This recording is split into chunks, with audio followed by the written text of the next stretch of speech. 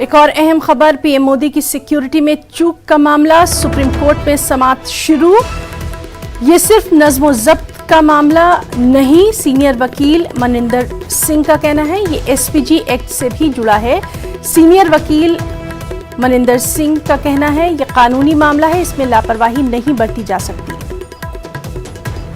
आपको बताएं कि वज़ीर-ए-आज़म नरेंद्र मोदी का काफिला 20 मिनट तक रुका रहा था और इस मामले में जांच की बात लगातार की जा रही है।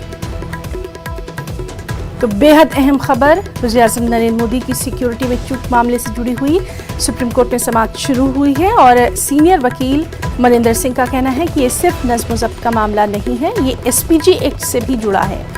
उनका ये भी कहना है कि यह कानूनी मामला है, इसमें लापरवाही नहीं बरती जा सकती।